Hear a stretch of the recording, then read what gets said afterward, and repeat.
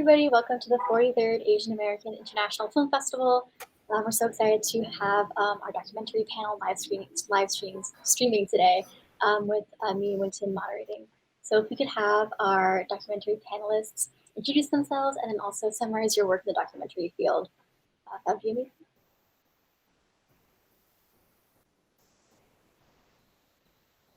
Oh, Lisa, if you want to go first. Oh, okay, sure.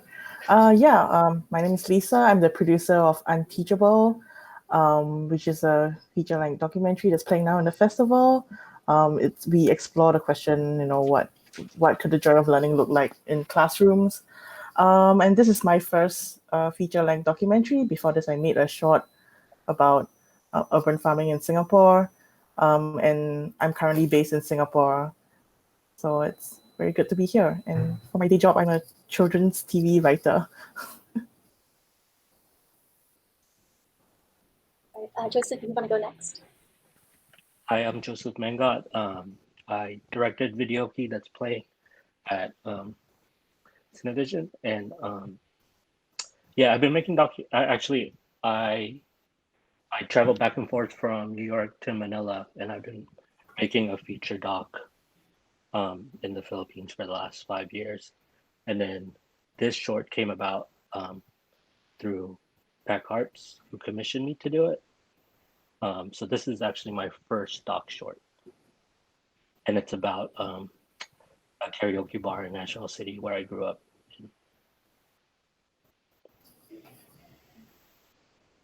That's awesome. I'm so excited to be in conversation with you all. My name is Jelena Keen Lee, and I'm the director, producer, and cinematographer of Standing Above the Clouds, which is a short film that's in the festival, which follows Native Hawaiian mother-daughter activists as they stand to protect their sacred mountain, Mauna Kea, from the building of the world's largest telescope. And I'm actually on the Big Island right now. We're working on expanding it into a feature-length documentary as well. And I'm also the co-founder of Breaktide Productions, which is an all-woman of color video production company. And so we do documentary shorts and working on some documentary features. And then we also do branded content and like mission aligned videos with nonprofits and other organizations like that. Well, yeah. So we've brought this kind of amazing group of filmmakers together because Elisa and I noticed, not just in these films, but across a lot of our docs this year, just this wonderful sensitivity in terms of navigating cultural identity and community. And so we wanted to bring a couple of filmmakers in to just talk about specifically that kind of aspect of creating documentary. So I guess just to start off with, what got you guys curious about the subject matter or the community that you guys ended up filming about? We'll start off with Lisa. Sure. So it started out with my director, who is Shuling. She knew our protagonist, Macy, which is the teacher that's featured in our film, in university. And they just met over lunch, and Macy was sharing how she had just went through different 7 different countries learning about the education systems. And she was really intrigued by the one in Mexico, called Tutoria, where she decided that it would help. It could be interesting to try out in Singapore because it helped 9,000 of the worst performing schools there. And when Shuling heard that she's going to try this bold experiment in Singapore, and she was like, I really have to document that and see where it goes. And so that's how it all started. And I actually came on the project a while later, but when Shuling shared it with me, because the method encourages students to master a subject and then to master it so that they are able to teach it to someone else. And it's also about finding that curiosity and that joy in learning it. And because Shuling and I just realized also most of my core team that made the documentary with us, we all grew up in the Singapore education system, but we're all really bad at Mandarin, which it was mandatory to learn.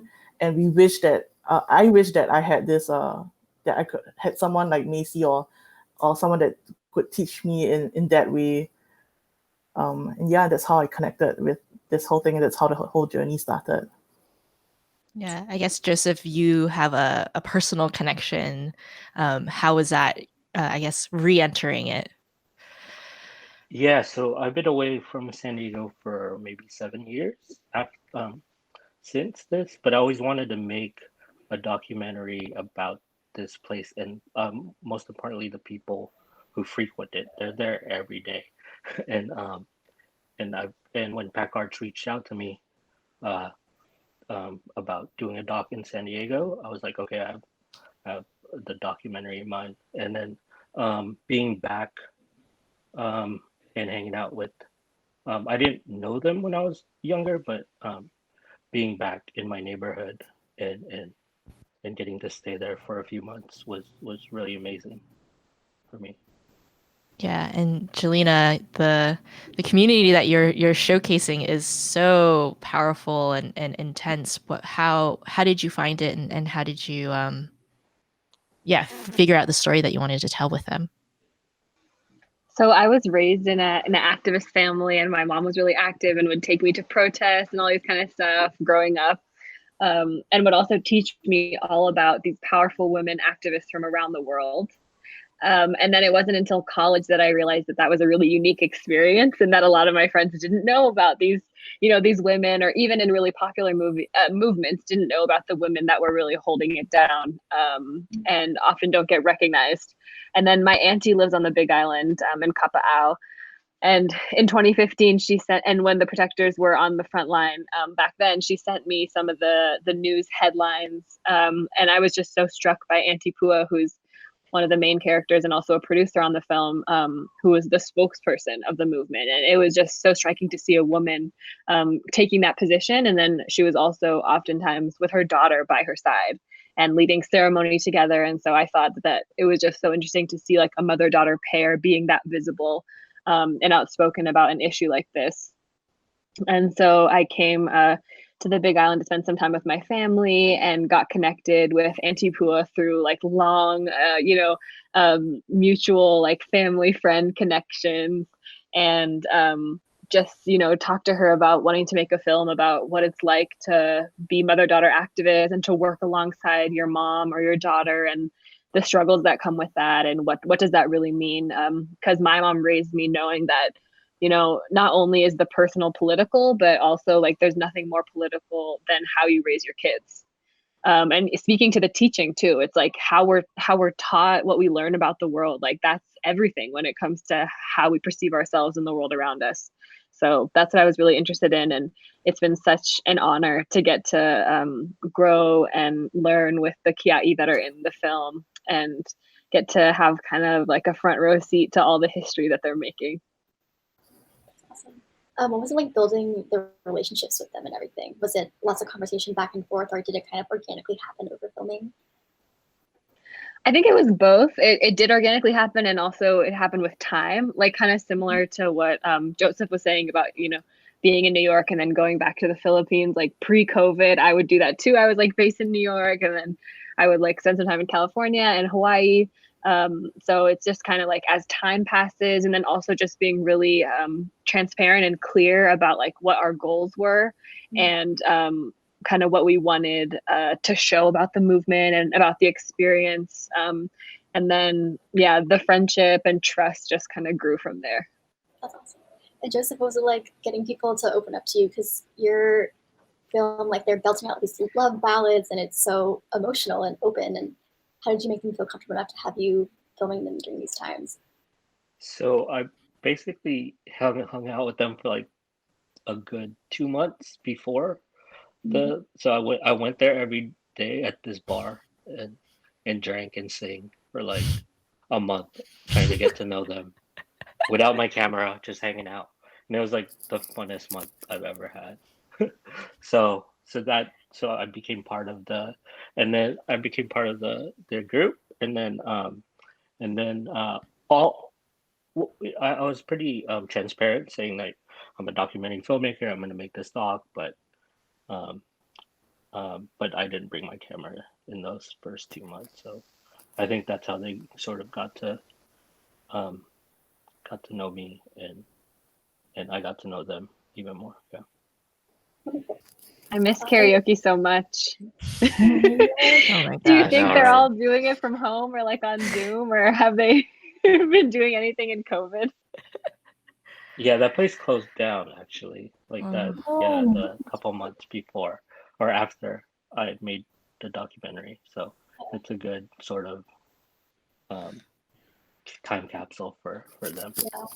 and for the owners. And then Lisa, especially with Damien, how did you form that relationship with him and his family?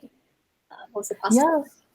So, I mean, we were fortunate because the principal of the school allowed us to film there, and during the peak of filming, Shuling was in school like 2 to 3 times a week, and so she like kind of won everyone over with her megawatt smile. But similar to Joseph, also we had one-on-one meetings with the parents of like Damien's parents and the parents of the other students, and we kind of like met in a Starbucks or a casual setting, and we didn't have any cameras or microphones or anything. And then we explained, we introduced who we were, what we were doing, making this documentary, and then we showed them like clips of what we have like filmed of their child in classrooms and stuff like that. And then we also throughout the process invited them for like rough cut screenings, to make sure that they felt like accurately and fairly represented. And then with teenagers, we kept in touch through like WhatsApp, email, social media, stuff like that. And also interestingly, the school that we filmed at has also closed down. So also a time capsule. Oh, wow. Wow. Yeah, I mean, I think Lisa, you had mentioned kind of showing the film to the subjects, but then also wanting to portray the subjects as truthfully as possible. And I think every documentarian has that conflict in their head, which is like, how real or how raw do we show what may not be ours. And so Lisa, like, clearly you've worked with the kids and with the parents. Were there any times where you were like not sure about how you were depicting them, or how much pushback you got from certain parents or certain kids?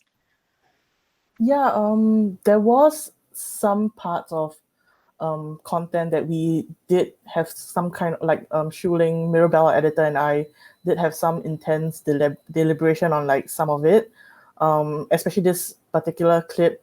And then we asked ourselves these like tough questions, like why are we putting it in? Is it for sensationalization? Does it move the story forward? And because during that time there was this big media hoo-ha around a similar incident that we had captured on film, and it was actually being reported in the media, and we kind of didn't want to further perpetuate like those stereotypes that were already placed on these teens. And so I think we decided to remove like this particular clip from our film lah. And it's we had to make some like tough choices throughout the way. Yeah, Joseph, I don't know if you had mentioned that the owner really enjoyed having like this time capsule. Was there anything in there or during the process where you're not sure or how you wanted things to be depicted, or how they thought you were depicting themselves? I think since it's sort of a public place, in a way, it was easier to navigate, and if people didn't want to um, be on film, they would let me, because I really got to know them. So I think getting to know them and getting to know their comfort level was a big help for me in like not having to have that tough ask, because I didn't have to ask that since I knew their comfort level already. So I think that was easier spending that time, that long period of time with them. Yeah, and Jelena, your piece is very much a moment in a much larger movement and larger action. What has been the thought process for like what you show or how you show, as as these women keep working to make change in their home? Well, similar to what Lisa said, we take a very collaborative approach. And we want to make sure, I think, especially with, women leaders or just anyone who's very visible, they're kind of used to being misquoted or having, having some some history with media representation that's not always positive, and then can spurn like backlash from their community or from other communities. So we really wanted the filmmaking process to be collaborative and to be something that gives agency to the people that are on screen. So we also would share rough cuts and would talk about like what are the themes that we want to get across. And we had a lot of like stuff like Lisa was talking about, but sometimes it would be so tiny, and it would be like, oh, there's one scene where Lena Ala, one of the characters, and her daughter, they're doing hula by the beach together, and there was like literally a few seconds before it where her daughter's sitting down and she's like kind of showing her what to do. And I was like, oh, we should keep it because it's like, we're showing things being passed down. And then some of the people in the film were like, no, but that's terrible hula etiquette. Like everyone's going to see that and be like, this girl has bad training. Like she doesn't know what she's doing. And so it was those kind of things. And sometimes it was obviously like more serious around wording and different things in terms of something that's going to go, be out there and have a long life, like as one film. And one thing that Auntie Pua would talk about, who's our main character again, was that, it's our art, but it's their life. And so that's something that we take really seriously. Oh no. Frozen. Oh no. Oh.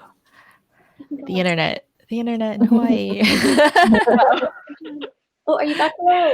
Am I back? You're back. Okay. Sorry about that. But yeah, we've had a lot of moments like that. And I think it's all about that kind of trust and collaboration. Yeah, that's awesome. And that kind of ties into another question too. Like, what is your thought process when you're presenting a story of a community to an audience that's unfamiliar with that culture? Because obviously you have to think about both sides.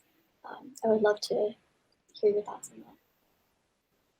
Yeah, so I think it's about like being specific about who the like primary audience is of any piece. And so for us, for the short, we really did want to make it for the movement. And so that, the people in the movement felt proud, and is something that they can take with them when they do outreach trips or when they're explaining about the movement, and they can kind of show this as an example. And then of course that other people hopefully can watch and learn from as well. But it was really important that like since the movement is still happening, that main community like felt really good about it and felt proud. And we had like a work in progress premiere at the Hawaii International Film Festival in November, and almost the entire audience had been up on the mountain. And so it was really like beautiful to see that, to like have that be our first audience. And little did we know it'd be one of our very few in-person audiences, but to have that as like a first one and have everyone feel so proud and so happy and like crying like tears of joy and like all that kind of stuff. So that meant a lot to us, that it was like centering the community that it depicts and is about. That's awesome. And Joseph, you said that yours is now kind of a time capsule, but when you were making it, who was your audience for? Who are you making it for? I guess me. Like I think since I did have sort of carte blanche with Pack Arts, and they just gave me like 2 or 3 requirements, I wanted to make something that I haven't seen showcase with Filipinos, Filipino Americans, and Filipino immigrants. So I guess my audience was for them and myself. Awesome, yeah. I feel like I definitely felt that when I watched your short. It was very contemplative, and I feel like I got to know more of the community and more of their struggles, which is awesome. Lisa, similar question to you, because now I think we are your first festival in the US, and it's being presented to a totally different audience, but your film did win was the first local film to win the Audience Choice Awards at the Singapore International Film Festival. So were you making the film for an audience in Singapore specifically, or? Yeah, when Shuling and I were making the film, we did have an international audience in mind as well, because firstly, I think education is a topic that we can all identify with. Everyone went to school, and I think in many parts of the world, in Asian countries also, and maybe in the Western countries where like society has moved forward, but the way we teach has not really. And so we really wanted to share, I guess, Macy's story of taking this very bold step in trying out something new, and hopefully we can inspire other teachers to try new stuff in their classroom to draw out that innate love of learning with their kids as well. And also for, like, we made it for students because especially in Asian culture, a lot of our identity is based on our self-worth is based on our grades. And we wanted to, I guess, help kids know that it is not, their self-worth is not based on grades, and it's about like learning, teaching, and that community and that relationship. And also so with the international audience in mind, because in Singapore we use a lot of acronyms, and also the system is quite specific. So in our film you would see like we do have text cards that explain what acronyms mean, what is NT, what is PSLE, primary school leaving exam. And yeah, we also had we had editorial consultations and rough cut screenings with an international audience in US as well. We had Leslie and Gordon from Katem Quinn to help us take a look at our edit as well. And then we did Katem Quinn Labs rough cut screening and got feedback. And also, like, because being, I mean, Singaporean, and then we are so used to the way like we speak and we talk and we refer to things. So like that really helped us understand. Like they sometimes they ask us questions and we're like, oh yeah, we didn't think that like someone wouldn't know that. So that was really great. Yeah. Yeah, I mean, I think all three of the films that we're showcasing here tonight they provide the specificity and the detail, but not in a way that like spoon feeds the audience. And I think for a lot of documentary, in particular, exploring communities or groups that are really specific, and oftentimes in the Asian American community, like they can be, like overly simplistic. Is there anything that, as you were, building these narratives, where you were considering, like, do I need to explain this thing? Do I need to double check this work? Or do you feel like fairly empowered by this is real life? Like, I can't explain this any more than the fact that these are their stories. Lisa, you've already started talking about it, but I think you're so right in that education is universal. I guess, where else did you have to make, or if you did make any adjustments when crafting this narrative for people outside of Singapore? I think one thing we were considering is having to explain the Singapore education system and the process that a student might take as they go through the different pathways of education, through like a graphic and stuff like that. But we felt that was kind of like taking away from the core messages of our film, and also kind of boring to learn that anyway. So yeah, that was something that we adjusted in our storytelling. Yeah, does that make sense? Yeah, I mean, Joseph, I think all of us in this call, love karaoke and understand this kind of like community aspect of it.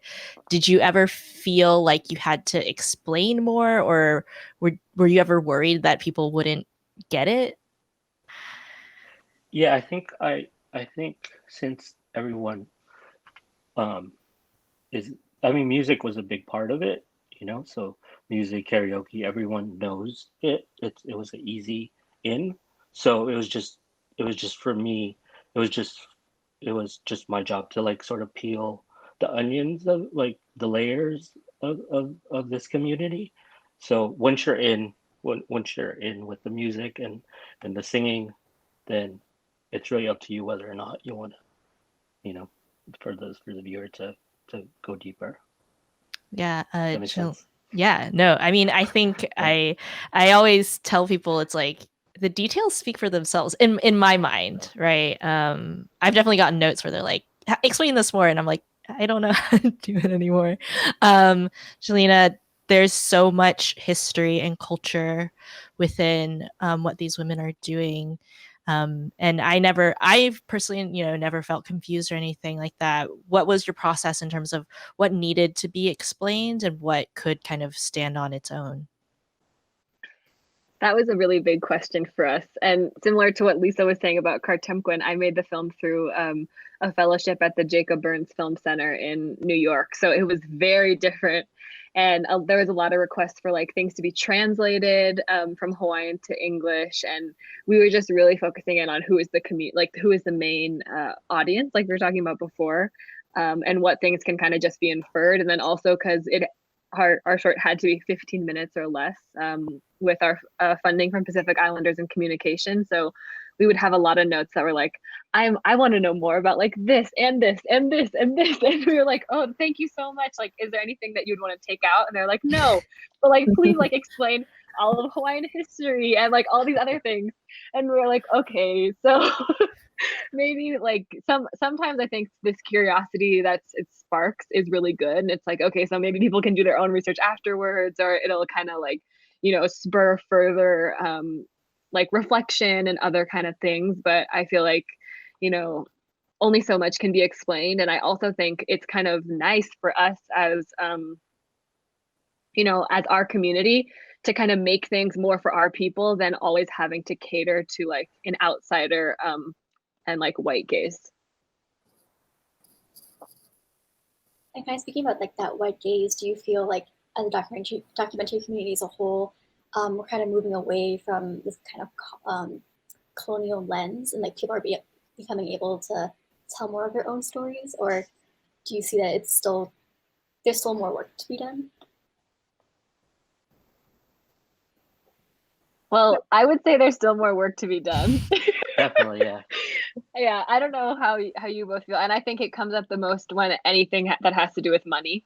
So like fundraising, distribution, like we're so grateful to be here with you all and to have like a bunch of, Asian American Pacific Islander festivals and places for our films to be seen. But still so much of the industry is gate kept by the same people that it's always been, and people that have profited off of our community's pain and a lot of other communities' pain as well too. So I think there is like new waves of filmmakers that are wanting to move away from valuing those same kind of like brand names in the field, but it can be difficult because those names, they're brand names for a reason. Like they hold a lot of funds, they hold a lot of like access or the ability for people to like see the film. So I feel like there's progress, but still work to be done. Yeah, I totally agree. I mean, I think filmmakers want to have that decolonized lens, but I personally wouldn't have been able to make this without like placards, So it's those kinds of support that we need. And with the feature I'm making, I would have to go out to Europe. I mean, in the US alone, it's pretty difficult, and the gatekeepers are very, very have like a Western sort of viewpoint. So I would have to go out to Europe, and even that's also very tough to sort of navigate. So yeah, I totally agree with Jelena. And so you're in Singapore. Do you feel like there is any work to be done in the documentary community, or kind of gatekeeping happening? I do think I can identify with my limited knowledge of what like the political scene or what's happening in the US. Interestingly, I get most of my news from the US from like white men talk shows like John Oliver and Jimmy Fallon and all this stuff.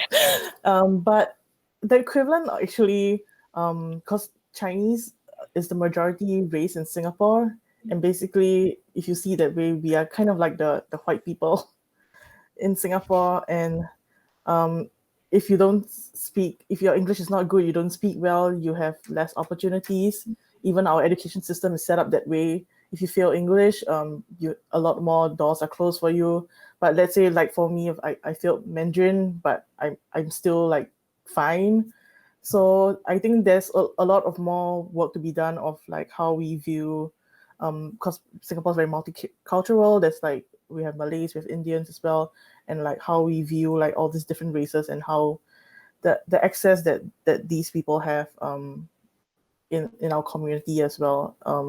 And actually, we need a lot more conversation about that because I feel like many Singaporeans are still blind to like their majority privilege, especially for the Chinese. Yeah. Yeah, I mean, I think that it's interesting of the three films, right? All of them have are based in communities that are marginalized in really specific, particular ways, and ones that are deeply colonized. And so it's lovely to hear kind of everybody know, like, I guess everybody's personal takes on how it's affected their own storytelling. I guess where else are we seeing, as a group, where else are you seeing kind of some like pitfalls that's maybe younger documentary filmmakers or just storytellers in general are falling into when, I guess, like documenting our own communities or other marginalized communities, because all three of y'all have done such a great job of being really sensitive and empathetic and compassionate with your subjects. Lisa, not all of the students are of privileged background. What were you kind of keeping in mind there as you were kind of navigating some of these more complex like class issues? It was a learning journey for me as well. Like when we started out, we didn't have as much I guess awareness and knowledge about it, but as we move forward, we learned more about the inequalities in our society. There are like these students come from some backgrounds where there are some sort of sensitivity, so we had to like tread that carefully as well. We wish that we could have portrayed, I guess, more students from different backgrounds, that we had access to those. Yeah, that's that answer. Yeah. Joseph, we actually it's Filipino American History Month in October, and we recently had a panel, a roundtable of Filipino filmmakers, because as somebody who programs and kind of has an outside view, I think the past couple of years have been so I guess like momentum building, I think, in the Filipino filmmaking space. Is there anything that you've seen as a Filipino filmmaker where, I guess like where you've seen things, I guess, improve, and where you think there's still room for improvement in terms of depicting your community? I think it's so I actually have Filipino filmmaker friends here in the States and also in the Philippines, and there's I think in the Philippines there's a huge community of, I mean, it's not huge, but it's a really tight-knit community of Filipino filmmakers and artists, and here not so much. So I would think that we need to be more of a community within like the filmmakers, not just like Filipino, but like Asian Americans in general. So I would like to see that maybe. Yeah, hopefully this is step one of that. Jelena, you had mentioned earlier before that women activists are often wary of talking to media, of being involved with stories like these. I guess where are you extremely careful of? What are pitfalls that you've seen from other people that have been trying to cover female activists that you can, I guess, that you try to avoid, or that you would hope other people will stop falling into? Well, I would echo what Joseph was saying too about just needing more. Grateful that there are community spaces like this that exist, but especially in the times of COVID, where it's like a lot harder to have the connections. Like we do need to be, united as a AAPI, like filmmaking community, and know more about like our projects and in the rough cut stages, so we know kind of about the pitfalls of like us as like a filmmaking group a little bit more. But I guess I could just say about like movement films and that involve activism, and kind of for documentary in general, I feel like this idea of being unbiased or like, oh, objective, I think that is something that like needs to be let go of. And that we can acknowledge that this idea of like objectivity is oftentimes rooted in a white supremacist framework. Um, and that it's like giving equal weight to things that are not of equal weight. And I think we can see that a lot with, you know, the election that's happening in the United States, and with, you know, how that's played out from 2016 previously until now, of like, you know, sometimes some things you just need to draw the line, and there aren't two sides to everything, you know, and sometimes there are, but I think especially as AAPI creators, we need to be able to say like, you know, sometimes you don't have to hear from the other side. Like sometimes you can just hear from the side that's like fighting the oppressive force, because we're hearing from the oppressors throughout our everyday lives all the time. So I feel like when thinking about like bias, the lens of like who has structural power is really important to acknowledge too, in thinking about those kind of things. And I don't think we should feel pressure to be like, oh, people are gonna think that I'm like siding with this side because of who I am or how I look. But that's really like the thing that makes it a good film, or that can make it have that like intimate style or inside look that maybe other people couldn't bring. I agree with that. Yeah, I feel like some people who don't know about documentaries are like, they often take them as fact, and sometimes it's not. There are subtle nuances to everything, and I feel like a great documentary like makes your stomach believe it, you know, with that personal touch and with that personality you bring to it. So kind of to that, like, how do you balance how much of yourself you want to put into your documentaries and how much of your point of view that you want to bring?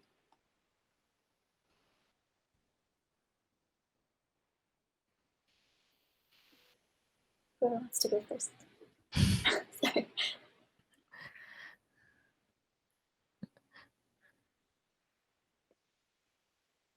I think for me, I don't necessarily have an idea of how much I want to bring into my documentary, but it's more of like I want to bring why I'm interested in the subject, or or why I'm making this documentary in my filmmaking, in the form itself. So at least like there's no question from the viewer, you know exactly where I'm coming from and who I am as a filmmaker.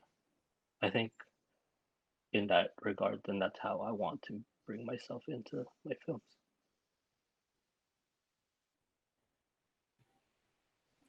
Has it ever taken like a long time to become comfortable with bringing that? Because I know sometimes it can be a little scary to put yourself in like put out your point of view out there. And have you guys had to work on building that confidence at all, or have you just been like, this is the story that I want to tell, and I'm 110% in it?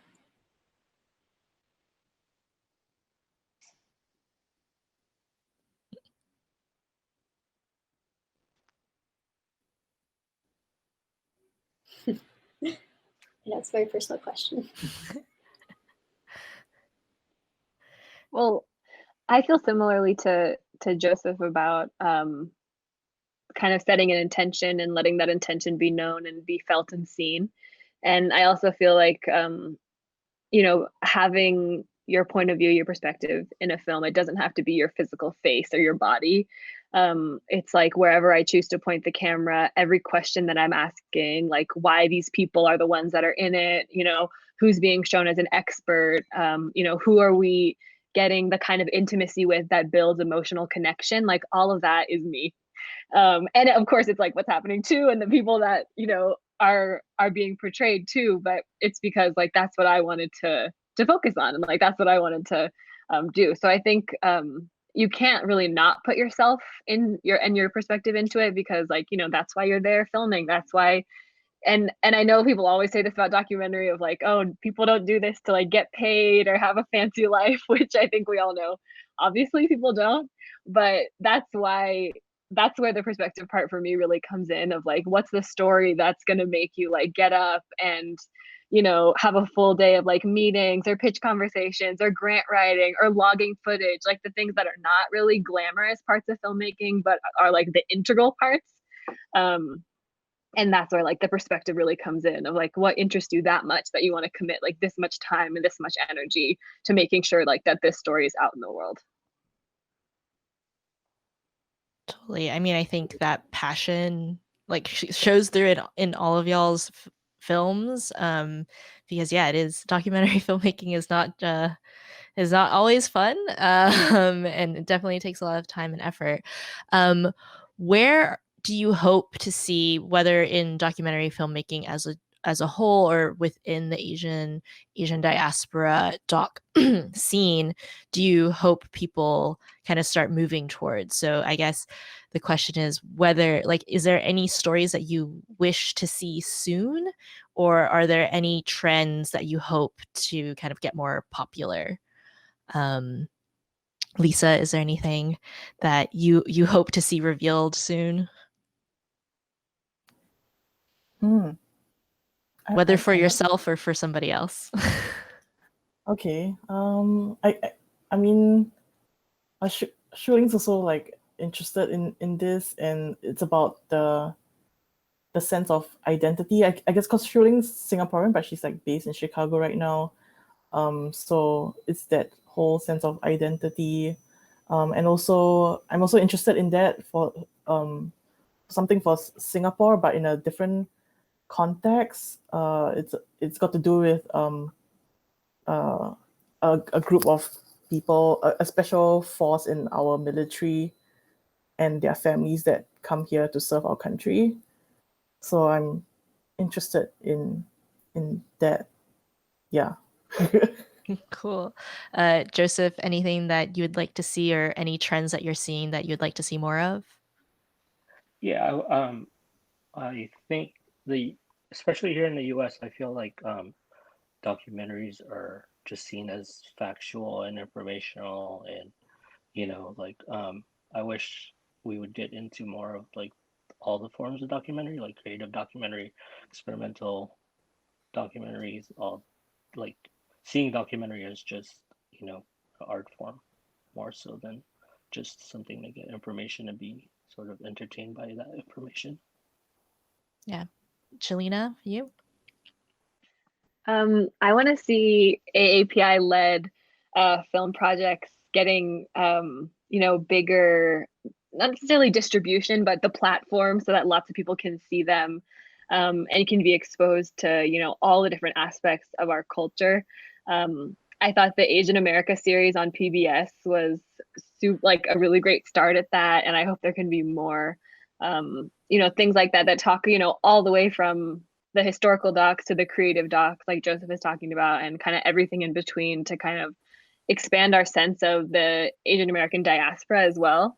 I'm working on, just to do a small plug, a project about some of the last Chinese elders in Havana, Cuba, and kind of thinking about like expanding of what we think of when we think of Asian American as, you can also be Latino, you can also be, all these different different intersections. So I think just expanding and giving us the space to be full human beings that we are, but seeing ourselves portrayed that way a little bit more would be great. That's really cool. I was also wondering, what is your relationships with people after you finish filming them? Like, I know, Jelena, you are turning it into a full-length documentary, which is really exciting. So you're still in contact, I assume. But for everybody else, like, what is the process? Do you text? Do you check in every couple of months, or is it relationship kind of end after screening?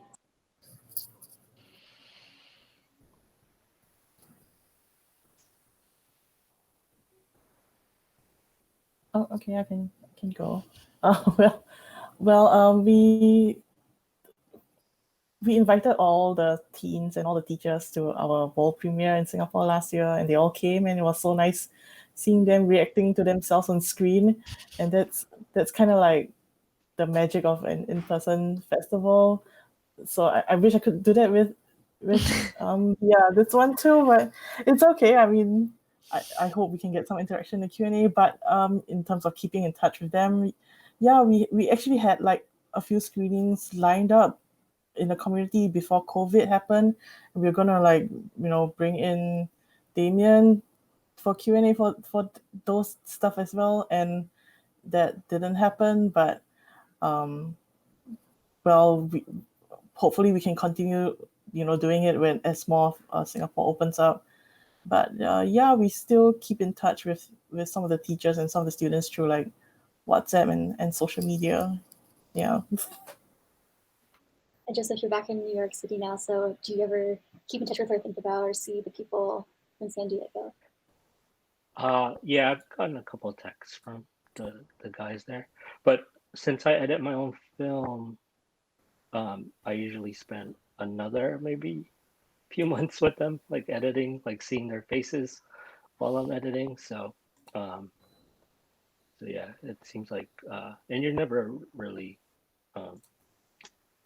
it's never there. That connection that you have will always be there, I think, with the people you're documenting.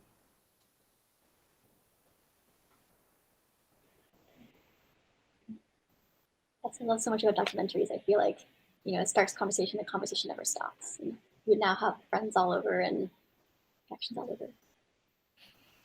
Yeah. And Jelena briefly mentioned this, but the idea of community, I guess, the Asian and Asian diaspora community, and in particular the Asian American community, has like a really interesting relationship, I think, with documentary. What do you hope to see change within our own community when it comes to documentary, whether it be making them or consuming them? Jelena, if you want to start. Oh my, well, I don't want to make any like broad community statements or assumptions because we are, such a diverse body. And it's interesting even thinking about like what Asian American means and how that was like a political framework to unite us in when everything was happening with the Third World Liberation Front at SF State, and we were kind of formalizing our identity in this country. But just to like really generalize, of course, this is different, like based on community and families and everything like that. But I think, generally we have this cultural thing of like not wanting to discuss pain all the time and not wanting to discuss like trauma or bad things that have happened.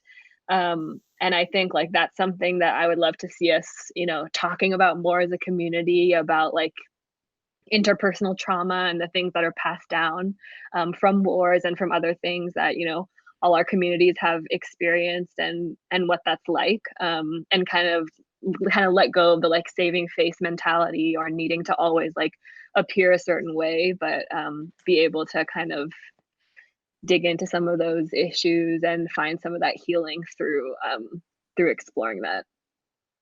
Yeah. Joseph, anything that you'd like to see change or improve upon?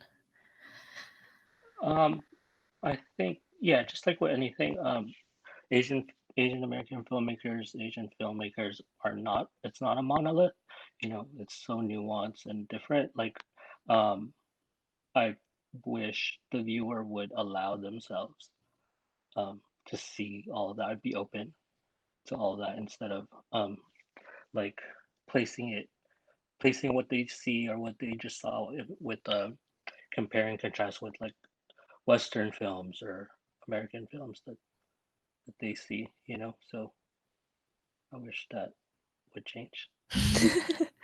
Lisa, anything that you'd like to see changed? And it can be specific to the Singapore scene as well. Yeah, similar to both Joseph and Jelena. I mean, in Singapore, I do hope that Singaporeans consume more Singaporean films. We are heavily influenced by blockbusters from US, and that takes up most of our screens in Singapore. But I hope that we'll be interested in more of our own local stories, even trying to discover or find out what it means to be Singaporean or what is a local story. And also the part about like, not being afraid to share pain or things that might not look good, or like we're all about like the face value. So I hope that people can be more, I guess, raw and authentic in that aspect. Kind of wrap it up also, what are you guys working on now? Like what themes do you hope to explore what communities do you hope to like portray and showcase and bring to the world next?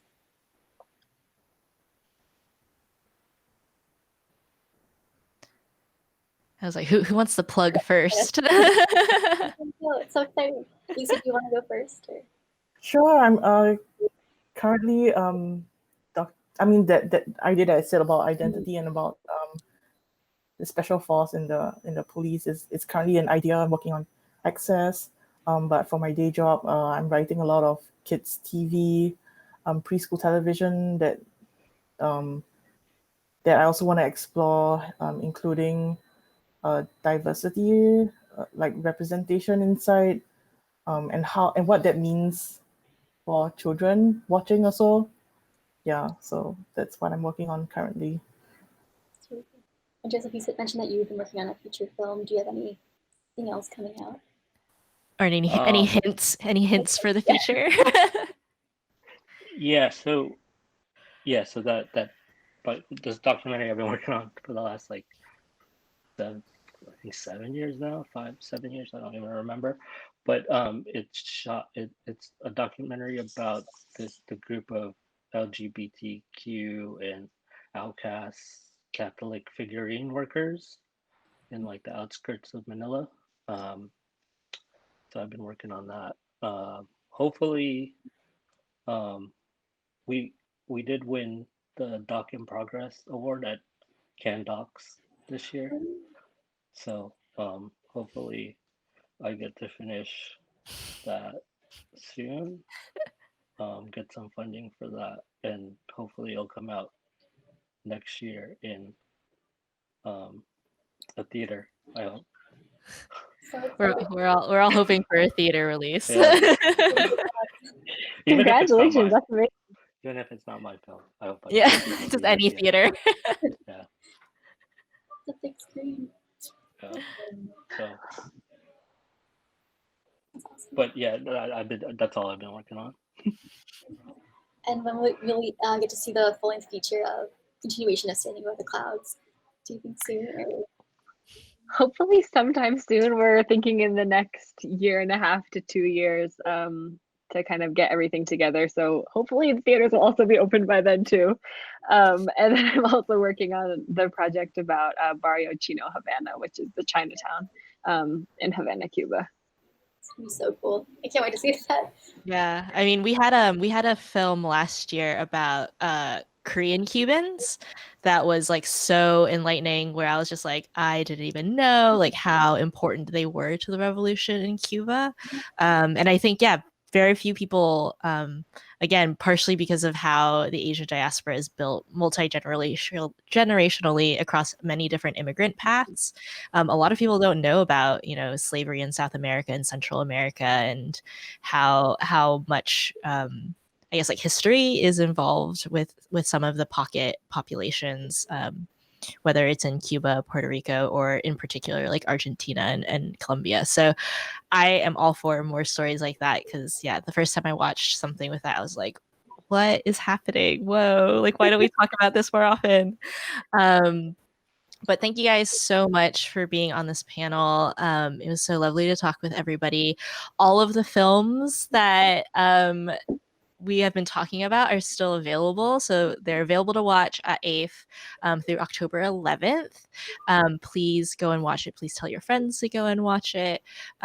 We really do think that, the API doc shorts and doc scene has always been particularly strong, but every year it gets harder and harder for us to program. And we think it's just such a blessing. And we can't thank you all enough for sharing these stories. Any last words before we sign off? I just wanted to say thank you so much for making this space. Like, I know it has not been easy to switch programming over to virtual, and we all wish that we were in person having amazing food and doing drunken karaoke together, as is the usual festival tradition, but we're just really appreciative that you all put in all of the work to make this still happen online. So thank you so much for doing that. Thanks. Yes, thank you. Awesome. Thanks, y'all. And thanks, guys. There's going to be another doc panel right after this at 8:00. So. All right, bye.